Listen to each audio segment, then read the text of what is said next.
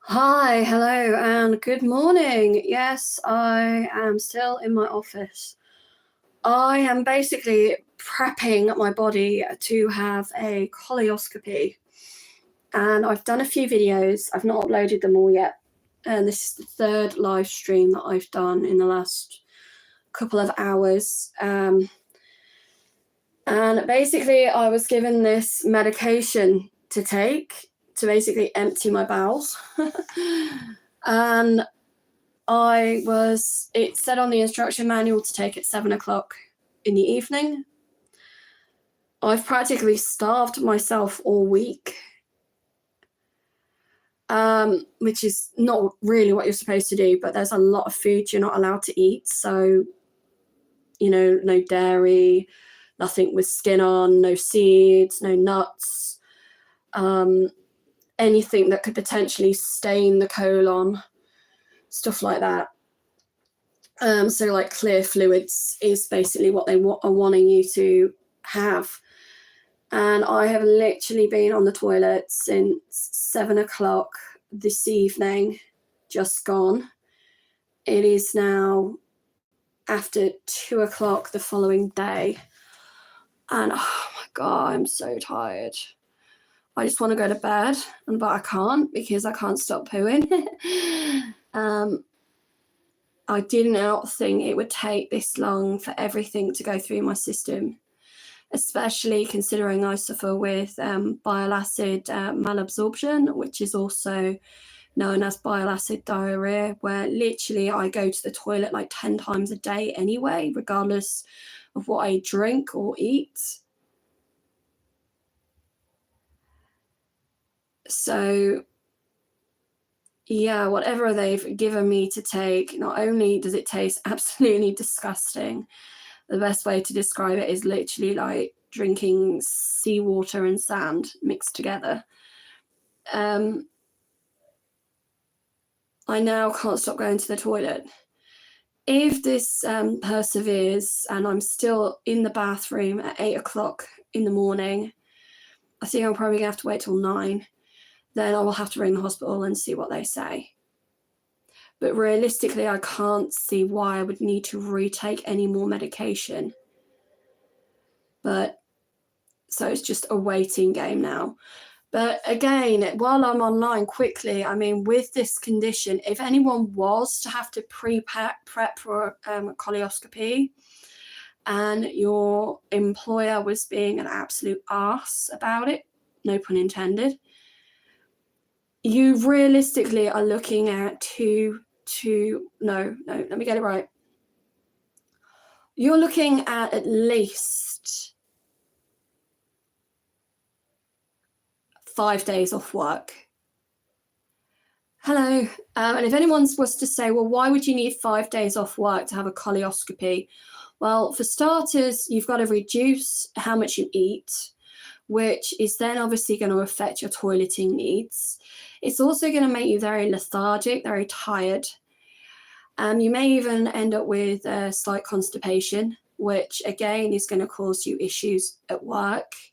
The last thing you want to be doing is passing out at work because you can't eat during the day.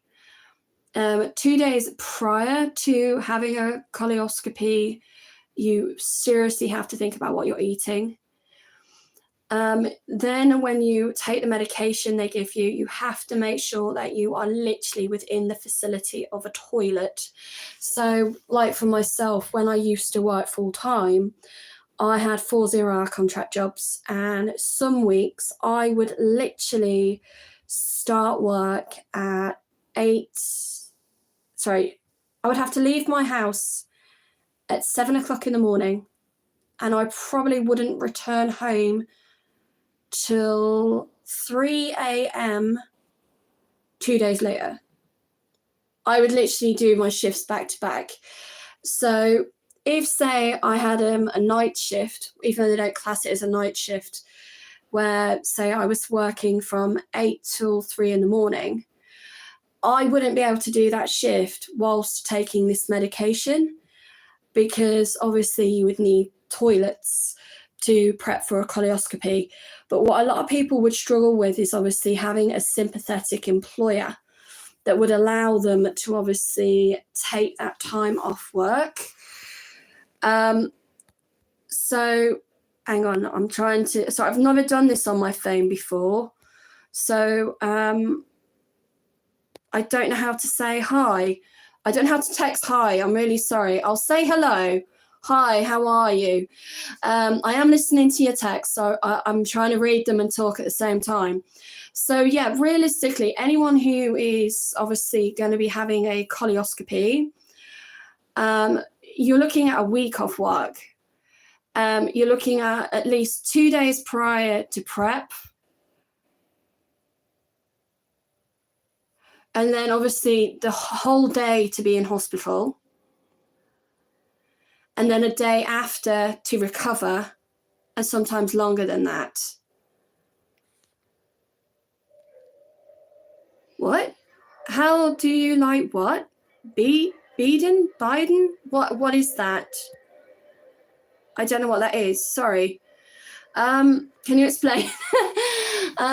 So yeah, I cannot believe that I've literally been in the bathroom from 7 o'clock yesterday evening till this morning because of the medication I've taken in order to prep for a colonoscopy. It is so mentally and physically exhausting. It's really strange actually to have people awake this early. Do you live in the UK or do you live further afield?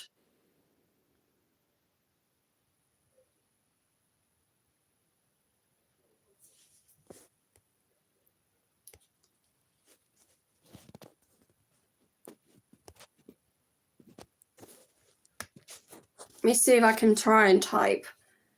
No, everybody's left. Okay. Live chat.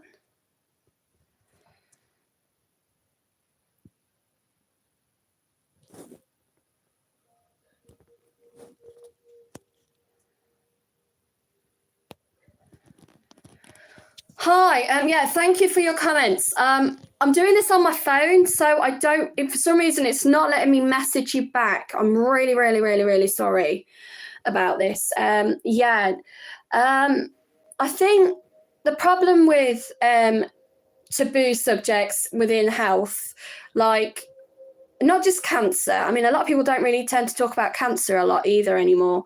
On occasions, you'll get people who have like a Just Giving page who, because they know they're going to pass away, they will try and obviously create awareness and raise awareness. So for my 40th birthday last year, I tried to promote ovarian cancer, which there is a charity called Ovcom. And what that charity do is they don't actually do like clinical trials or treat people with cancer. What they actually do is support people with cancer and their families. So that was really interesting, and I managed to raise just under £300 for them, which I know doesn't seem like a lot of money, but something's better than nothing. So, I mean, as I was saying, hello.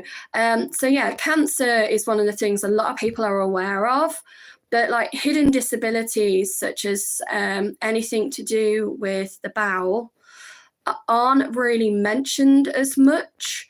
So, there's like IBS, which is obviously irritable bowel syndrome. Then there is something that's called like inflammation of the bowel, which can include things like colitis and Crohn's disease. But unfortunately, bile acid malabsorption, which is what I suffer with, which is bile acid diarrhea, is not really talked about. It is one of those hidden disabilities where when you finally get tested for it, you get diagnosed literally within 2 weeks. But they want to do every other single test imaginable beforehand to make sure that it isn't something else, which is great because I wouldn't have wanted to have had a test for bile acid malabsorption and then find out 6 months later I've got cancer of the bowel.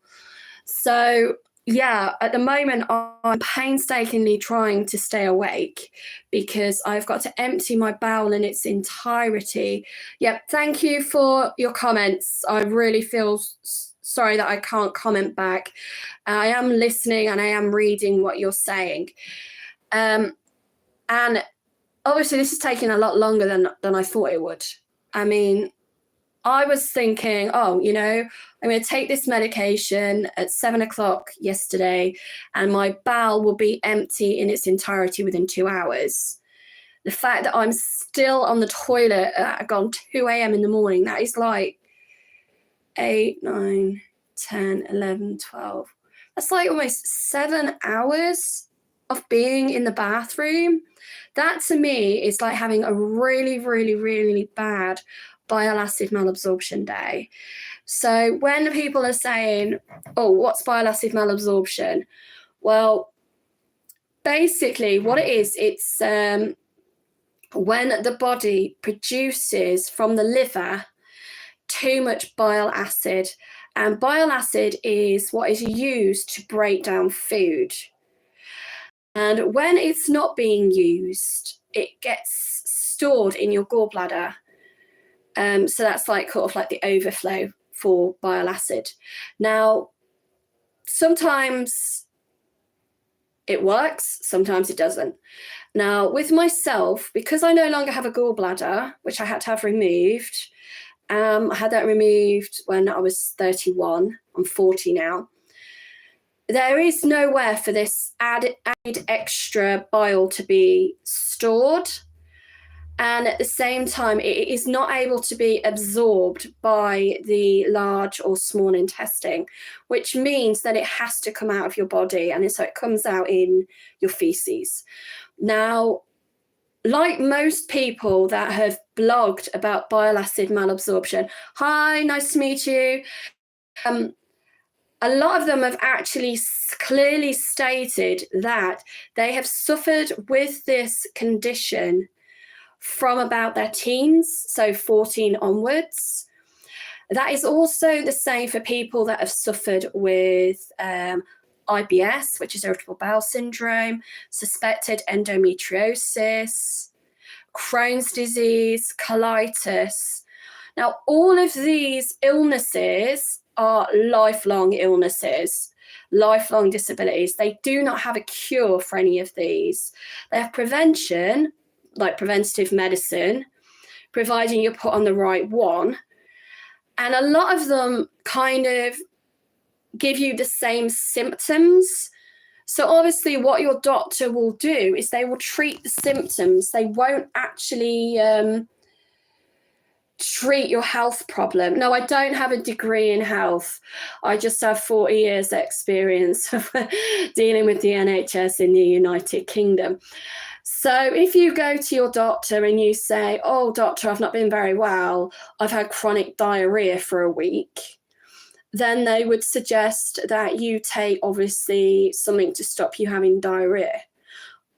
If this then persists, they would then say, oh, maybe it's your diet, or maybe you're allergic to something you're eating. So if you're lucky, your doctor might send you to see a dietitian. Or they'll suggest, you know, cut down your alcohol, cut down your sugar, cut down your salt, cut down your fats, cut certain foods out. And they'll do this for about a month. So they'll make you do like what is called a food diary. And again, a lot of the illnesses I've mentioned have very similar side effects.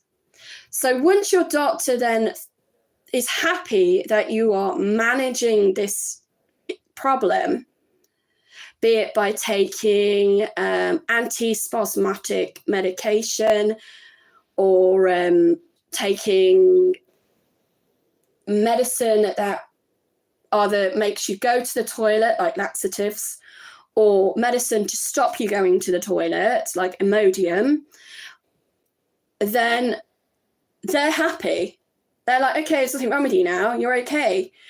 But when you are having the same symptoms like myself. From the age of 14, I used to go to my doctors every month and say, look, I'm having sickness, I'm having diarrhea, my stomach is extremely bloated, it's extremely painful, my left side is always chronically in pain.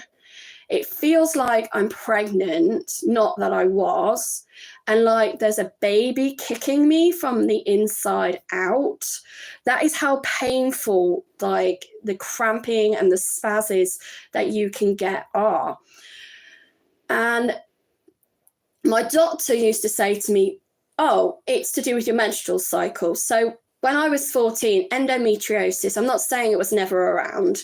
It wasn't as recognized as it is today. So he would say to me, don't eat. It's to do with your menstrual cycle. It's a hormonal issue. Don't eat for 3 days. If you're going to have sickness and diarrhea, do like intermittent fasting. And ever since the age of 14, that is what I've done, intermittent fasting. So I will literally have weeks where if I've had what I call like a really bad flare up, which is basically how it feels right now because I've took this medication to prep me for my colonoscopy, I will not eat for 3 days. I will drink because obviously you need to keep fluid intake up, but I won't eat. And that probably explained why I had to have my gallbladder removed, because the constant changes in my body obviously didn't help my gallbladder. I then had that removed when I was 31. I'm 40 now, for everybody who's just joined. And every time I was pregnant with my children, I was never sick. All right, I'm not saying get pregnant and you'll be fine, okay? Pregnancy comes with its own health issues, believe me. And after having my third child 5 years ago, all of my symptoms that I had when I was 14 came back. I literally had days where I could not leave the bathroom. I'm there with a newborn baby, and he would have been about 1 at the time. And I'm literally having to lie him on the floor in the bathroom to take care of him. I have 2 other children running around the house as toddlers, because all my children are under 10. And I'm literally puking in the bath. I'm passing stuff out of my bladder, out of my back passage for up to 7 hours a day. And I'm there literally crying on the phone to the doctor saying, help me, help me, help me. This is not normal to be told, oh, you're fine, there's nothing wrong with you. It's because you've just had a baby. That your body has got to settle back down. There's hormonal differences, hormonal changes. And it wasn't until I think like 6 months later that I literally managed to get to the doctors. And I said, look, I don't believe that the reason why I'm having these health problems is because I've just had another child. And then they went, oh, it's your gallbladder. And I just remember looking at my doctor and going, are you serious? And they were like, yeah. And I was like, really? You're going to sit there and tell me after 6 months of being in chronic pain, having chronic sickness and diarrhea, that it's not because I've had a child, it's because of my gallbladder? And they were like, yeah. We'll send you for a scan. And I'm sitting there going, hi, yes, I'm on the toilet. I apologize. And I said, well, why are you going to send me for a scan? And they said to scan your gallbladder. And I said, you've not read my medical records, have you? And they were like, why? I said, I don't have a gallbladder. It got taken out when I was 31. And this is 5 years ago. I'm 40. And they sat there and they went, oh, so you haven't got a gallbladder, you're having chronic sickness and diarrhea. How old's your son? And I think by that point he was almost 2. And they went, right, what are your symptoms? And again, as I keep saying, the symptoms for endometriosis, ovarian cancer, cervical cancer, irritable bowel syndrome, Crohn's disease, colitis, and bile acid malabsorption, they are all the same. They are extremely similar. It'll be like bloated abdomen, pain in the stomach, feeling full after eating a small meal, constantly needing to go to the bathroom, having chronic sickness and diarrhea. And so he said to me, I'm going to send you for this test. And I was like, okay, well, what is it? So I went for another scan first. So I went for my, they scanned my womb, they scanned my ovaries. They didn't do an internal scan. They didn't think there was one, it wasn't necessary. They sent me for a colonoscopy, which is what I'm going for again this week. But I had that before I had my son, and all that came back fine. There was nothing wrong with me. They said I was perfectly healthy, and then they sent me for another scan where they make you take a radioactive tablet, and it's called a Sachet test. And what this test does is it tests how long it takes for your digestive system, so that's like your stomach all the way through your intestines to your bowel, to pass feces. Right, someone's actually asked me why I'm in the bathroom. Right, I'm in the bathroom because I am going for a colonoscopy. And before you can go for one, you have to prep for the surgery, okay? And they give you this medication, which they tell you should be effective within 2 hours. Unfortunately, with me, that hasn't worked. Okay, I've been in the bathroom since 7 o'clock yesterday evening. And this is what people aren't aware of with hidden disabilities, like the ones that I've just been speaking about.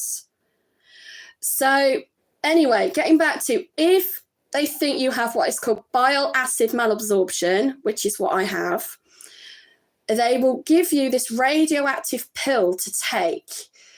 And then you go back a week later and they rescan you, and it kind of tells them how active your bowel movements are. It's the most easiest way to test to see if you have bile acid malabsorption.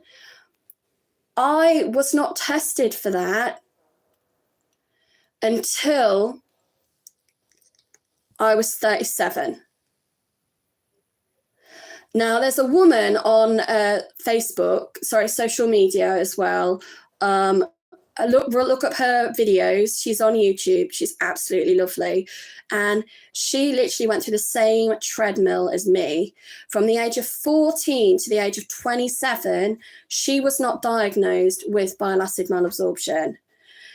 And when I watched her videos, I knew what she was going through. It was absolutely heart-wrenching to know that there are other people out there who are younger than me. I think she is younger than me because I'm 40. I'm pretty sure she's only in like maybe her 30s, who even like now, 5 years later, after I was diagnosed, are still suffering. And that unfortunately, these illnesses and disabilities aren't being highlighted. They aren't being talked about. and people aren't aware of them. Now, there is a recent news article that's just come out. I don't know when it came out, but I read it this morning. And basically, it is about colitis and Crohn's disease. So I have shared that I don't have colitis and I don't have Crohn's. I have bile acid malabsorption. So, and basically what that article has said is that the reason why people get Crohn's and colitis, if I've read it correctly, is because there's something wrong with your DNA. So it's nothing to do with your lifestyle. It's nothing to do with what you eat or what you drink or how you live your life. It's a genetic problem in your DNA, which basically will make the decision as to whether or not you are prone to getting Crohn's or colitis. One of the other reasons, ways they can test for these, is by taking blood, and they test for an elevated white blood cell count. Now, if your blood cell count is abnormal, that doesn't mean that you have an illness or disability, all right? If they feel that you do have an illness or disability, then they will send you for more tests. But again, I've had to wait 20 years to have these blood tests done. And as I've got older, they've been more inclined to do them because they're now saying, oh, now that you're 40, you're more at risk. And I'm thinking, okay, so basically what you're telling me is you didn't want to test me for anything sooner because of funding, because of money. If I could have paid for these tests, I would have paid. And a lot of people would say that. But now they're saying, oh, now that I'm 40, I'm at risk of heart disease, I'm at risk of strokes, I'm at risk of high blood pressure, I'm at risk of high cholesterol, I'm at risk of having parts of my body no longer wanting to function normally. And it just kind of annoys me that it's that kind of age game that they play with women. And this is why, like Jane Goody, who unfortunately she died of cervical cancer, she tried to lower the age of women to be tested for that. Just because, like she said, just because you're 21 doesn't mean that your body all of a sudden is going to go, hey, I'm going to get cervical cancer. Women can get cervical cancer at any age. And I've even heard it where women who are over the age of 50 don't get tested anymore. So they only want to test between the age of 21 and 50 instead of 16 plus. And again, there was a woman, and she said to me, it's disgusting. Just because I'm 50 doesn't mean I don't have women bits. So are they now saying that because I'm 50, I'm less likely to get cancer? And again, a lot of it is to do with funding. It's to do with money. I don't want the NHS to become privatised. I don't want people to have to pay to have treatment. But sometimes I do think to myself, oh my God, if I could have paid to have this test, I would have had it done. And then maybe my life would have been different. Things would have been different for me. So I've had a lot of people sort of saying, what's this about? Why are you on the toilet? If you don't understand, then I can only apologize, but I'm so exhausted. I just want to go to sleep. But I can't. So, like I said, let me just recap. Anyone who is prepping for a colonoscopy, that's basically where they are going to insert a camera into your body via your back passage. The preparation that you need to do for it, you're looking at 5 to 7 days, realistically. You do not know how the medication they give you is going to affect you. I was thinking 2 hours maximum, but I myself, unfortunately, have been in the bathroom from 7 o'clock yesterday evening till now. And and I'm at the point where it's like, oh my God, I am so physically exhausted. So if I'm still in the situation where I'm in the bathroom at 9 o'clock in the morning, then basically I'm going to have to ring the hospital and see what they say. But I will have to ring the department basically that gave me the medication and see what they think is the best thing for me to do. So I'm going to sign off now, unless anyone's got any questions.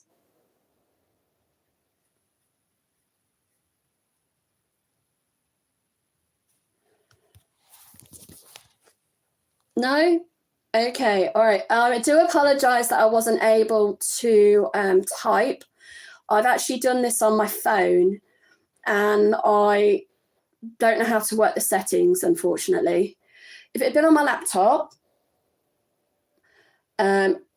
despite it being an absolute dinosaur, then I could have typed to the responses. But if you do have any questions or queries, please don't hesitate to contact me. I am not a doctor. I am just somebody who's obviously suffered with this illness and disability for a number of years now. And I have been tested for everything else that I've listed. And at the moment, they are adamant that it is bile acid malabsorption that I suffer from. So thank you very much for your time and enjoy the rest of the day.